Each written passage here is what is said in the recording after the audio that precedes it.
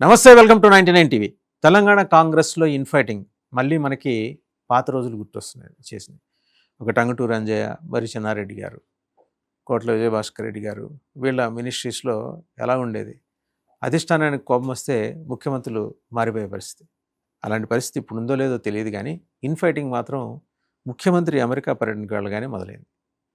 సరే, అది కాకతాళేమా, యాదృచ్ఛికమా, లేకపోతే అదును చూసి ఆ 15 మంది ఎమ్మెల్యేల చేత అసమ్మతి గళాలు వినిపించారా?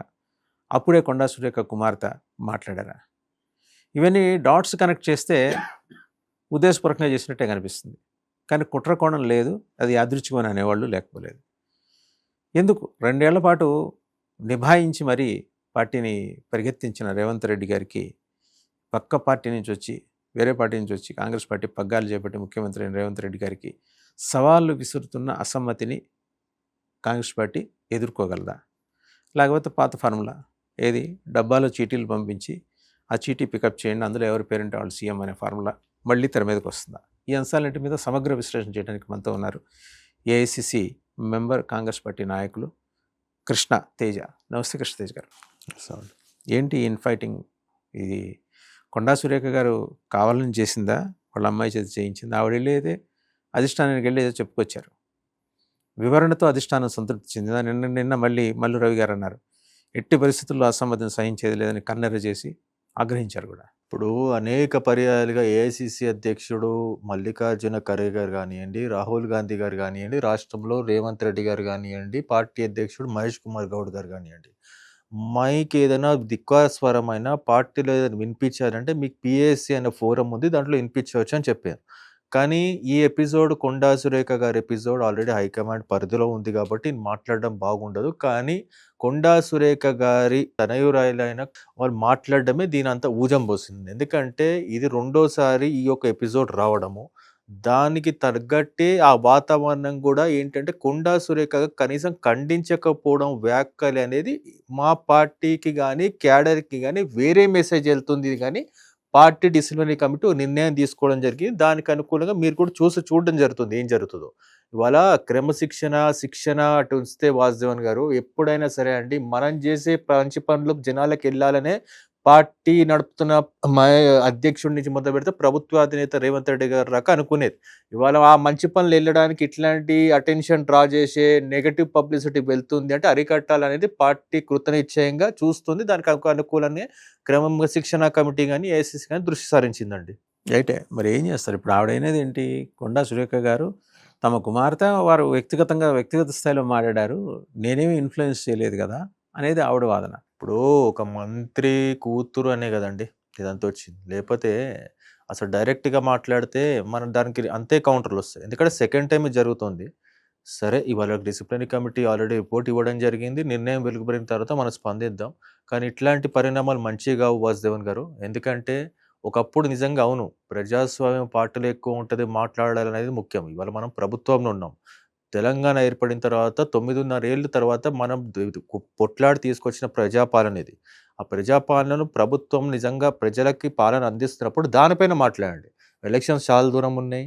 ఇవాళ రేపు పోటీ ఏ సీట్ ఎక్కడ ఉంటుందో తెలియదు, రేపు జమిలీ జరుగుతుందా, ఈ ఎలక్షన్ జరుగుతుందా తెలియదు, రిజర్వేషన్ ఉంటుందా లేదా తెలియదు, నువ్వు క్యాండిడేట్ ఎవరు ఉంటారో తెలియదు. అట్లాంటప్పుడు ఇప్పటి నుంచే దానిపైన మాట్లాడడము, దానిపైన క్రిటిసైజ్ చేయడం అనేది అసలు ఎందుకు ఆవిడ అంతలా కాలు దూవాల్సినంత నెసిటీ ఏమొచ్చింది అక్కడ ముఖ్యమంత్రి గారి మీద? ఆమె నేరుగా ముఖ్యమంత్రి గారికి ప్రచండి కాదు, కాంటెంపరీ కాదు. ఇది చూడండి, ఇది ఎప్పటి నుంచో జరుగుతుంది. మీరు డాట్స్ అన్ని కనెక్ట్ చేస్తే చాలా ఉంటాయి, కానీ ఇది సెకండ్ టైం ఆన్ రికార్డ్ వచ్చి మాట్లాడుతున్నారు కాబట్టి పార్టీ డిసిప్లినరీ కమిటీ కూడా అన్ని పరిశీలించి దానిపై నిర్ణయం తీసుకుంటుంది. కానీ మా పరంగా మేము ఈ పాయింట్ ఆఫ్ టైం చెప్పేది ఒకటే, ఇట్లాంటి ఆ స్థాయి కానీ అది కానీ మనకు లేనంత వరకు మనం మాట్లాడదు. ఇవాళ పార్టీ సభ్యత్వం కూడా లేకుండా మాట్లాడుతున్నారు.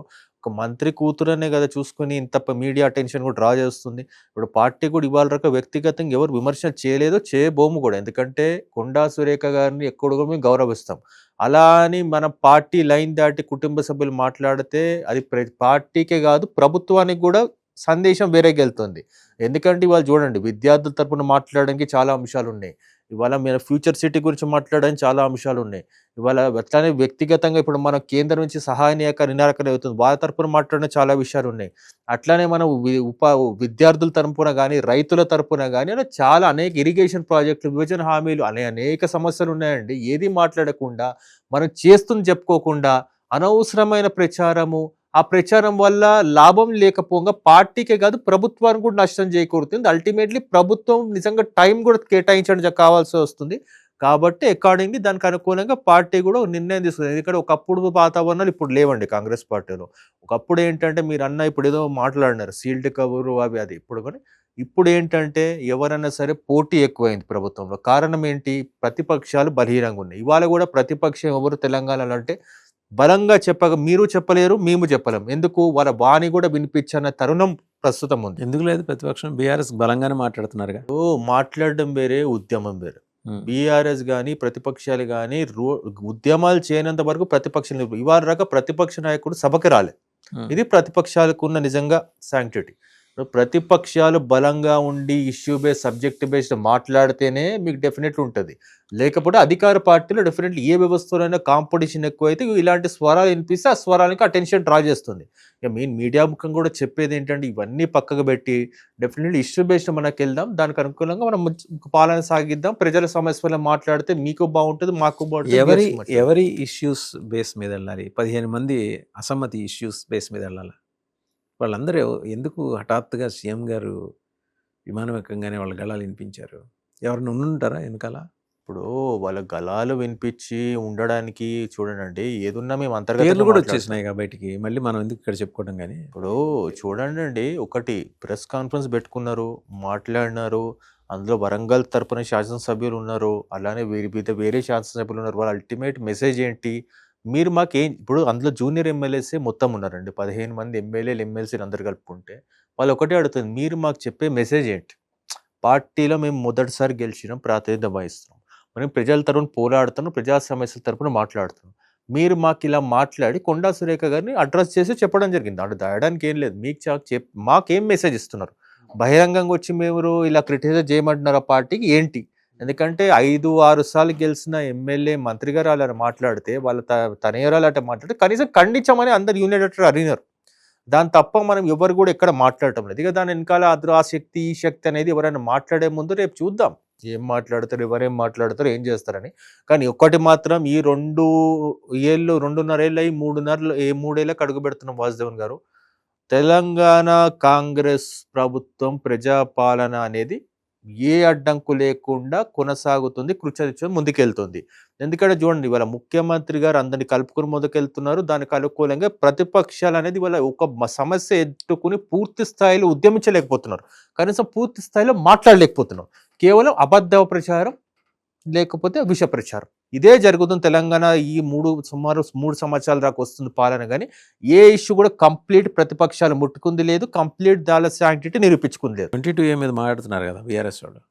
ఇప్పుడు 22A మీద ఇవాళ కూడా ప్రముఖ దినపత్రికలో మనం చూడడం జరుగుతుంది. ముఖ్యమంత్రి గారు కూడా దాని సమగ్ర మొత్తం ఒక నివేదిక తీసుకోమనడం జరిగింది. సరే, 22Aలో తప్పుల వల్ల ప్రభుత్వం కొన్ని వ్యవస్థ ఆఫీసర్లు చేసే తప్పుల వల్ల ప్రభుత్వం నిజంగా తప్పు ఒప్పుకోవడం జరిగింది. ఎందుకంటే 1956 దానికంటే ముందు రికార్డులు అప్డేట్ చేయాల్సి జరిగింది. అది ఎందుకు చేయడం జరిగింది అంటే హైకోర్టు లాస్ట్ ఇయర్ ఒక ఆర్డర్ ఇవ్వడం జరిగింది. ఏమని? 22A నిషేధిత ఉన్న జాబితాని డిజిటలైజ్ చేయండి అని చెప్పి. దానికి అనుకూలంగానే వీళ్ళు డిజిటలైజేషన్ చేయరు. కానీ దాని ఆ ప్రాతిపదికన బేస్ అనేది వాళ్ళు డెఫినెట్లీ 1956 కంటే ముందు తీసుకోవడం జరిగింది.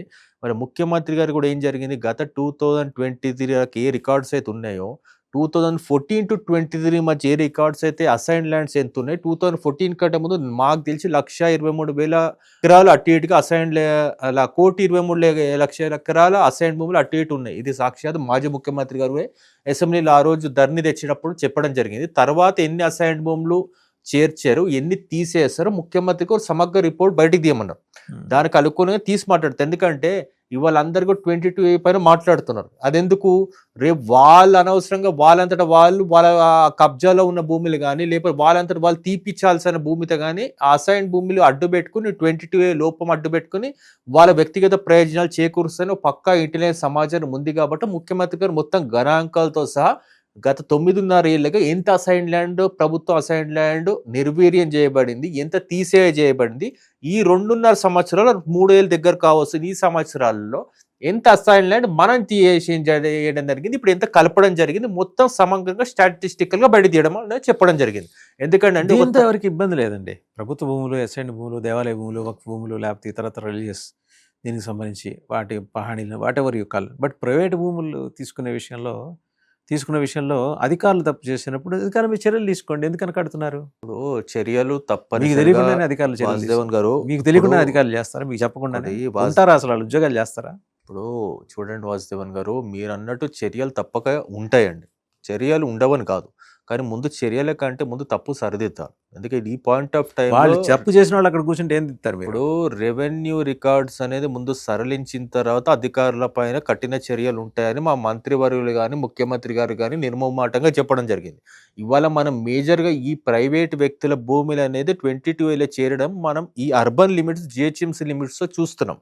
ఎందుకు? గ్రామాల్లో అయితే గ్రామ సర్వేలు చేసి ఒక సర్వే నెంబర్ పెడతారు. అదే అర్బన్లో అయితే మీరు చూడండి, అక్కడ వార్డ్ సర్వే నెంబర్లు కానీ, టౌన్ సర్వే నెంబర్లు కానీ కాంట్రడిక్షన్ అయ్యి ఇట్లా మీకు రావడం జరుగుతుంది. ఎందుకంటే ఇవన్నిటికీ బేస్ ఒకటే అండి. ఒక సర్వే నెంబర్ కోర్టులో ఉంటే ఆ సర్వే నెంబర్లో ఒక సపోజ్ ఒక ఎకరం సర్వే నెంబర్ ఉంటే ఆ ఒక సర్వేలో 50 ఎకరాలు ఉన్నాయి అనుకుందాం. అందులో ఒక ఎకరమే కోర్టు కేసు ఉంటే మొత్తం సర్వే నెంబర్ రావడం జరుగుతుంది.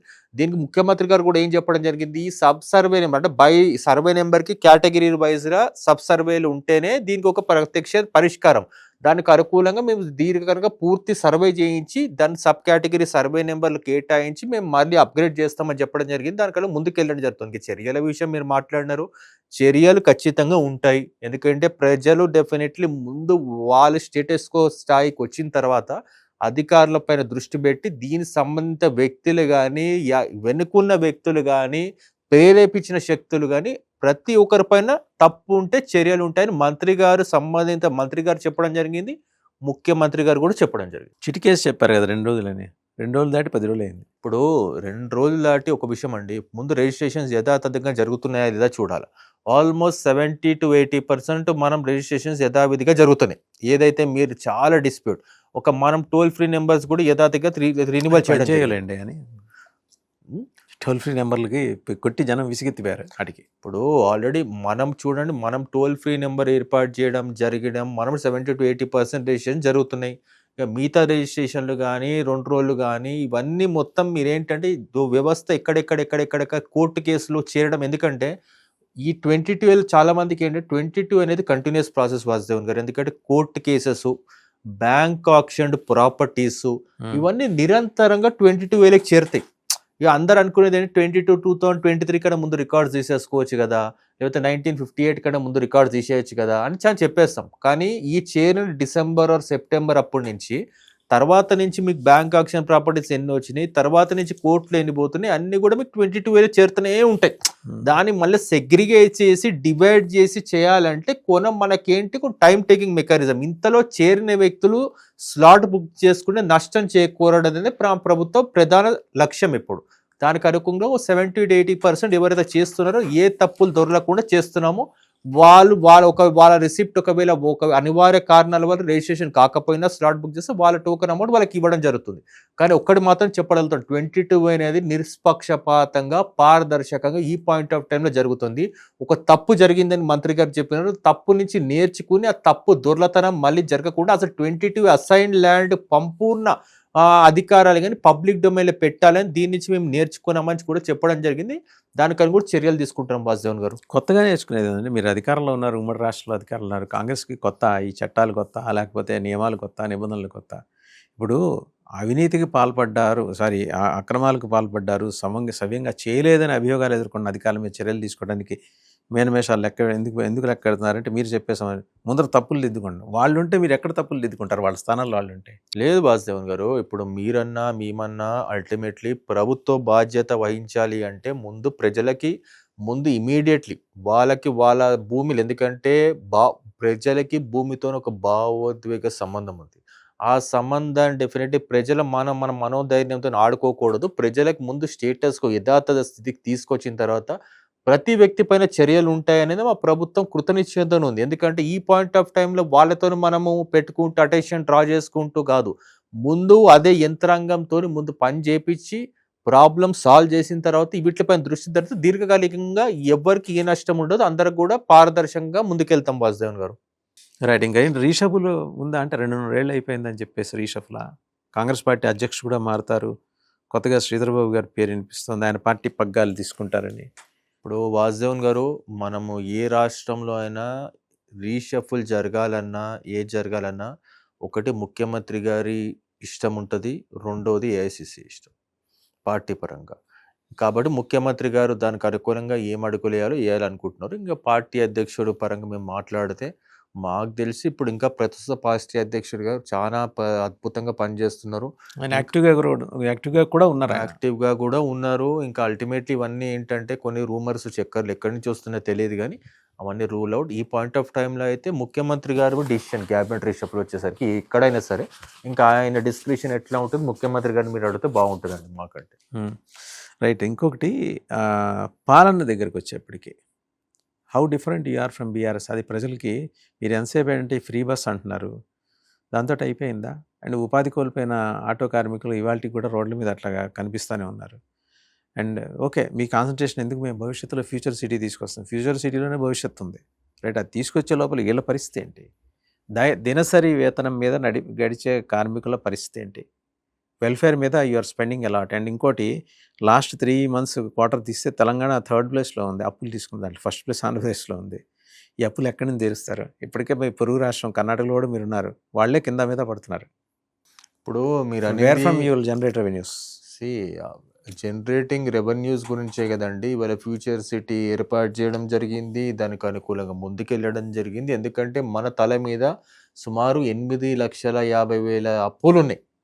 దానికి మనం పరాణమే మనం కట్టేది సుమారు తెచ్చే దానికి లక్షల కోట్లు అంటారా? 8.5 lakhs. దాని నుంచి మనం సుమారు అప్రాక్సిమేట్లీ దాని నుంచి మనం ఇంట్రెస్ట్ పరాణం కట్టేదే మనం సుమారు తెచ్చే 80% రీజన్ ఇంట్రెస్ట్ కట్టడానికి వెళ్ళిపోతుంది. ఇప్పుడు వాళ్ళు కార్పొరేషన్ అడ్డు పెట్టి విపరీతంగా చేసినారు. దీని నుంచి బయటపడాలంటే ముఖ్యమంత్రి గారు కూడా ఒకటే. ఇప్పుడు గుజరాత్లో గిఫ్ట్ సిటీ అని ఉంటుంది, మీకు బాగా గుర్తు. దానికి సమాంతరంగా మన ఫ్యూచర్ సిటీ ఇంకా భారీ ఎత్తున నిర్మించాలని, పెట్టుబడులు పెట్టించాలని, ప్రోత్సాహాలు ఇవ్వాలి ఇక్కడికి వచ్చిన వాళ్ళకని. దాంతో పాటు ఈ రాష్ట్ర అభివృద్ధి ముందుకెళ్ళి తదనంతరం పుంజుకుంటూనే ఈ అప్పుల నుంచి బయటకు వెళ్ళాలని మనం కోరుతున్నాం. ఎందుకంటే ఎప్పుడైతే పెట్టుబడులు పెడుతుందో ఇన్ఫ్రాస్ట్రక్చర్ పెరుగుతుంది, ఇన్ఫ్రాస్ట్రక్చర్ పెరిగితే ఉపాధి పెడుతుంది, ఉపాధి పెడితే కేంద్రం నుంచి గ్రాంట్స్ పెడతాయి, గ్రాంట్స్ పెడితే మనకు వచ్చే అప్పులు మెల్లగా తీర్చుకోవచ్చు, మీరే పబ్లిక్ మీద ఖర్చు పెట్టచ్చు, పబ్లిక్ పథకాలు తీయకుండా ముందుకెళ్ళచ్చు అని ముఖ్యమంత్రికి లాంగ్ టర్మ్ విజన్తోనే విజన్ 2047 అని ముందుకెళ్తున్నారు. ఇంకా నిన్న ఒక మనకి నివేదిక కూడా రావడం జరిగింది, నిల్సన్ నివేదిక కూడా. దానికి అనుకూలంగా కూడా 2037 దాకా మన స్పెండింగ్ కెపాసిటీ అంటే మన దేశంలో ప్రపంచంలోనే అగ్రగామిగా పర్చేసింగ్ పవర్ పెరగడానికి మన కొనుగోలు శక్తి పెరుగుతుందని వచ్చి రావడం జరిగింది. ఎందుకంటే మన యువత అనేది మాకు బిగ్గెస్ట్ అసెట్, దాని పర్చేసింగ్ పవర్ కెపాసిటీ పెరుగుతుందని రావడం జరిగింది. దానికి అనుకూలంగా రేపు $3 trillion ఎకానమీగా మన తెలంగాణ తీర్చిదిద్దుకోవాలా బై 2047 ముఖ్యమంత్రి గారు ఒక ప్రణాళిక తీసుకురావడం జరిగింది. దానికి అనుకూలంగా last year Telangana rising summit పెట్టడం జరిగింది. సుమారు 5.5 లక్షల కోట్లు, 5,50,000 కోట్లు సుమారు తీసుకురావడం జరిగింది. దాంట్లో మెటీరియల్ చేయడానికి సుమారు 70% నిధులు రాబట్టడం జరిగింది. ఇంకా మళ్ళీ ఇప్పుడు ఈ డిసెంబర్లో మళ్ళీ ఇంకో తెలంగాణ ఇన్వెస్ట్మెంట్ సమిట్ అని పెట్టడం జరుగుతుంది. మనం అంతేంటి, మనం ఎప్పుడైనా చూడండి గుజరాత్ నుంచి మనం నేర్చుకోవాలి. గుజరాత్లో గిఫ్ట్ సిటీ అనేది కేవలం కొన్ని కంటే ఒక 4 రెట్లు ఎక్కువ ఫ్యూచర్ సిటీ మనం నిర్మిస్తున్నాం. ఫ్యూచర్ సిటీ అనేది ఉపాధే కాదు, డెఫినెట్ పెట్టుబడులకు కానీ, ఇన్ఫ్రాస్ట్రక్చర్ కానీ, ఏఐ యుగంలో మన డెఫినెట్ నైపుణ్యాది స్కిల్ డెవలప్మెంట్కి కానివ్వండి, ఎడ్యుకేషన్కి ప్రాముఖ్యత కానివ్వండి, అలాంటి కనెక్టివిటీ మీరు చూడండి. ఫ్యూచర్ సిటీ అనే మ్యాప్ ఒక 4th సిటీ ఎందుకు ఎస్టాబ్లిష్ అయినామంటే తెలంగాణలో మీకు ఏ సైడ్ పోవాలన్నా, ఇటు వరంగల్ వెళ్ళాలన్నా, అటు ఆదిలాబాద్కి వెళ్ళాలన్నా 4 కార్నర్స్కి సెంటర్ పీస్ ఫ్యూచర్ సిటీ. కాబట్టి అక్కడ పెట్టుబడి పెడితే మీకు రెవెన్యూ పరంగా కానీ, విద్యాపరంగా కానీ, వ్యాపార పరంగా కానీ తగ్గిన విధంగా తెలంగాణ అభివృద్ధి చెందుతుంది. దాన్నే ముఖ్యమంత్రి గారు విదేశాలకు వెళ్ళి కూడా ఆయన సాయశక్తులు ప్రయత్నించి జరుగుతుంది. కాబట్టి మేము ఇవాళ ఈ ఉద్దేశం కూడా ఒకటే, కేంద్రం సపోర్ట్ మేము సమైక్య స్ఫూర్తి పరంగా ఫ్యూచర్ సిటీ కోరుతున్నాము. ఒకవేళ కేంద్రం స్ఫూర్తితోని నిజంగా సపోర్ట్ ఇస్తే మంచిది, లేకపోతే రాజకీయాలు చేస్తుందంటే రాజకీయాలు చాలా షార్ట్ టర్మ్ ఉంటాయి. తర్వాత ప్రజలు 2034 రాక మమ్మల్ని పెడతారని మేము అనుకుంటున్నాం. 2000 లేదు తెలంగాణలో బీజేపీ ఇలా రాజకీయాలు చేస్తుందంటే కనుమరుగు అయిపోతుంది రాబోయే 2028 29. ఇవన్నీ ఓకే కానీ ముఖ్యమంత్రి విదేశీ పర్యటన మీద ఎందుకు అంత రాద్ధాంతం అయింది? ఇప్పుడు ముఖ్యమంత్రి గారు లండన్ అండ్ యుఎస్ పెట్టుకోవడం జరిగిందండి ట్రిప్. దేనికి? Skill development centre, skilled upgradations గురించి అక్కడ వివిధ యూనివర్సిటీ, క్యాంబ్రిడ్జ్, స్టాన్ఫోర్డ్ లాంటి దగ్గర. అలానే మన లాస్ట్ టైం తెలంగాణ రైజింగ్ సమిట్లో మనం ఏ పెట్టుబడులకు అయితే డిఫరెంట్ ఎంఓఈ సైన్ చేస్తాం వాళ్ళందరూ కలవాలని. యుఎస్ గురించి ఇక్కడ డిస్ప్యూట్ అరైజ్ అయింది. ఎందుకంటే ఇటర్నరీ ఇచ్చినప్పుడు చాలా ట్రాన్స్పరెంట్ మినిస్ట్రీ ఆఫ్ ఎక్స్టర్నల్ అఫేర్స్కి మెయిల్ చేయడం జరిగింది, ఇవ్వడం జరిగింది. మనకి మీటింగ్ పిలిచినప్పుడు యూకే వాళ్ళలో మనం వన్ ఆఫ్ ద గెస్ట్ అక్కడ అడ్రస్ చేయాల్సింది. వాళ్ళ మీటింగ్లో ఆపరు కదండి. తర్వాత ఇక్కడికి వచ్చి యూఎస్కి వెళ్ళేటప్పటికి అక్కడికి వెళ్ళిన తర్వాత మీటింగ్ మనకి యూఎస్కి అప్రూవల్ రాలేదని వాళ్ళ నుంచి మనకు కన్ఫర్మేషన్ వచ్చింది. కానీ ఇక్కడ మనం అర్థం చేసుకోవాలి అంటే ఆ కన్ఫర్మేషన్కి సాక్షాత్ మినిస్ట్రీ ఆఫ్ ఎక్స్టర్నల్ అఫేర్స్ వచ్చి పొలిటికల్ రీజన్స్ అని చెప్పడం జరిగింది. ఏం పొలిటికల్ రీజన్స్ అని వాళ్ళు చెప్పాల్సింది పోయి వాళ్ళు ఏం చెప్పకుండా దాటివేశారు. దానికి అనుకూలంగా నేను ఇప్పుడు ఇవాళ ఈ మీ 99 టీంలో కొన్ని విషయాలు చెప్తున్నాను.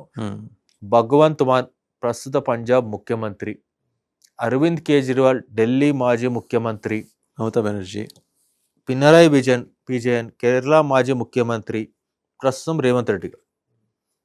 బీజేపీ 12 ఏళ్లలో 4 ప్రతిపక్ష ముఖ్యమంత్రులకి డినయల్ చేయడం జరిగింది.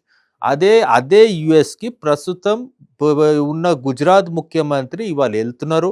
వైబ్రెంట్ గుజరాత్ అని రోడ్ షోలు పెడుతున్నారు, పెట్టుబడులు చేస్తున్నారు. మీరు కూడా అలాగే పెట్టుకుని మరి మనం వాళ్ళ నుంచి అప్రూవల్ కోరినాం. వాళ్ళు మనకు చెప్పేది ఏంటి? Political reasons. Political reason elaborate ఏంటి, దాని మీనింగ్ ఏంటని ముఖ్యమంత్రి.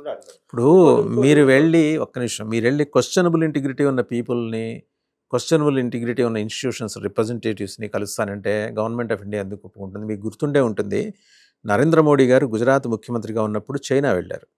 చైనా వెళ్ళినప్పుడు the then China ambassador was now present external affairs minister Jaishankar garu. ఆయన దగ్గరికి నేరుగా వెళ్ళి, జయశంకర్జీ నేను ఇవాళ చైనా వచ్చాను ఫర్ ఏ బ్రీఫ్ విజిట్, నేను ఇక్కడ ఏం మాట్లాడాలి, ఎవరిని కలవాలి, ఏం మాట్లాడకూడదు, డూసు డోంట్స్ అన్ని అడిగి తెలుసుకున్నారు. సో డిప్లొమాటిక్ ఫ్రేమ్స్ ఉంటాయి, బియాండ్ దట్ ఎలా వెళ్తారు? మన యూకే వెళ్ళినప్పుడు ముఖ్యమంత్రి గారు ఏం చేశారు? ఒక ఇద్దరిని ప్రొఫెసర్స్ని కలిశారు. ఇద్దరు భారతదేశం మీద విషయం చిమ్మేవాళ్ళే. భారతీయ జనతా పార్టీ మీద విషయం చెప్పితే నో ఇష్యూ, దేశం మీద విషయం చిమ్మే వాళ్ళతో మీకేంటి పని? ఇప్పుడు వాస్తవం నేరుగా ఆర్టికల్స్ రాశారు ఒక ఆవిడైతే 2021లో. ఇప్పుడు నేను అదే విషయం చెప్తాను. ఒక దేశానికి మనం వెళ్ళే ముందు ఆ దేశానికి కాన్సులర్ జనరల్, ఎంబసీ అక్కడ ఉంటుంది, కాన్సులర్ జనరల్ ఇక్కడ ఉంటుంది.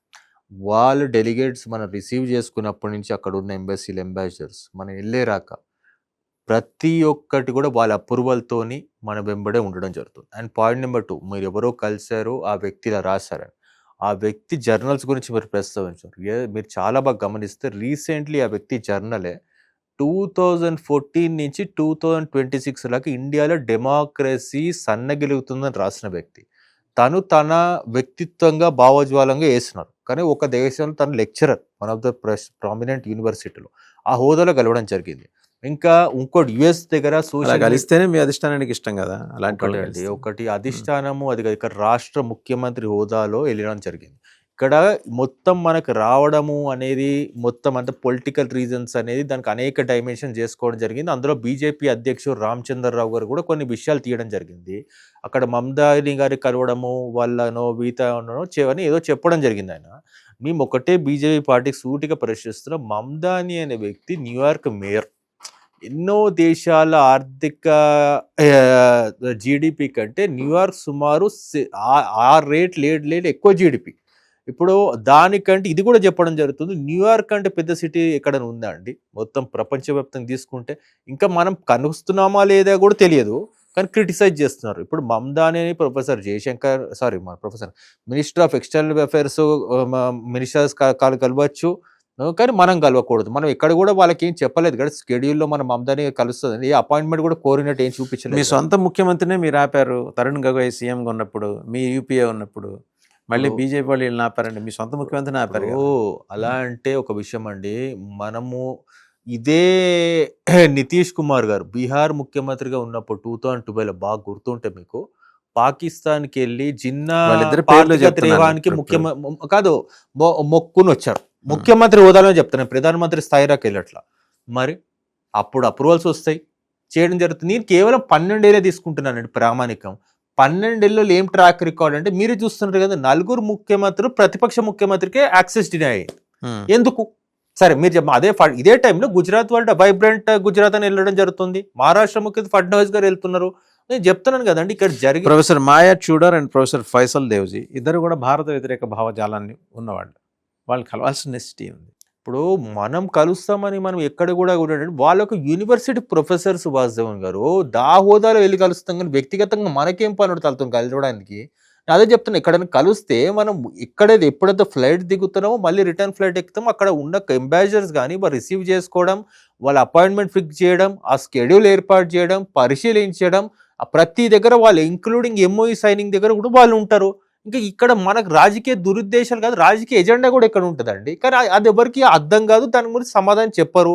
ఎంతసేపు రాజకీయ ఫ్రేమ్ వర్క్, రాజకీయాల గురించి. ఇంకోటి, ఈ వ్యక్తులు ఏమన్నా అసాంఘిక శక్తులు, నిషేధిత వ్యక్తుల? నేను అది కూడా చెప్తున్నా. మరి రాష్ట్ర తరపున వెళ్ళినప్పుడు మనం ఒకటే, విద్యా వ్యవస్థ సమూలమైన మార్పులు, ఆ university research and development democracy సన్నగిల్లుతో 10 ఏళ్ల నుంచి అని రాసిన వాళ్ళని మీరు నెత్తిన పెట్టుకుని ఊరేగుతా అంటే ఏం చేయగలమండి? చూడండి అండి, ఇప్పుడు అదే అంటున్నా, ఆ ఒక్క మైండ్ సెట్ ఉంది కాబట్టే ఆపుతున్నారని మీరు ప్రశ్నిస్తున్నారు. వాళ్ళ వ్యక్తిత్వం అలా వాళ్ళు రాశారు కాబట్టి ఆపుతున్నామని మేము చూస్తున్నాం.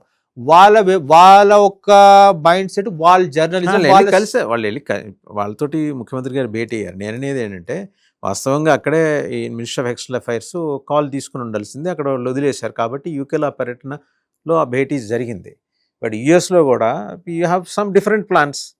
వేరే జార్జ్ సోరెస్ ఫౌండేషను, తర్వాత రాక్ ఫెల్లర్ ఫౌండేషను, వీళ్ళ ప్రతినిధులు భారత వ్యతిరేక శక్తులకి ప్రాతినిధ్యం వహిస్తున్నారు అని కలిసే అవకాశం ఉన్నట్టు వాళ్ళకి ఇన్పుట్స్ ఉండి మినిస్టర్ ఆఫ్ ఎక్స్టర్నల్ అఫైర్స్కి అవన్నీ బయటికి చెప్పలేరు కదా.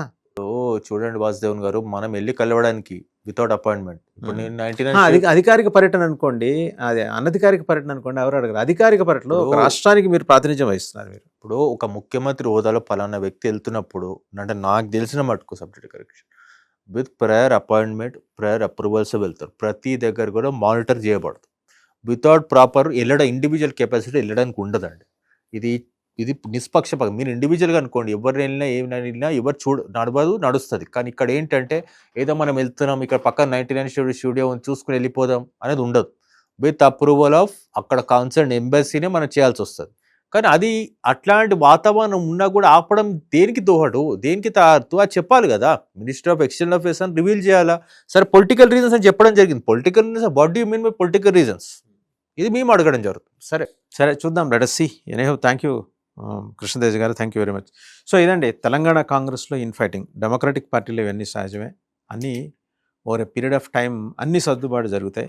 అలాగే అనామలీస్ అంటూ 22A కింద ఏమన్నా ఉంటే ఖచ్చితంగా వాటిని అడ్రస్ చేస్తాం. మంత్రి గారు చెప్పారు, ముఖ్యమంత్రి గారు కూడా చెప్తున్నారు. అండ్ ఓకే, ఈ క్రమంలో జరిగే సంఘటనలన్నింటినీ మీద వెంబడే జడ్జిమెంట్కి రావద్దు, ఖచ్చితంగా చర్యలు కూడా తీసుకుంటాం. కాబట్టి let us wait and see అనేది కృష్ణతేజ్ గారి మాట. Thank you very much.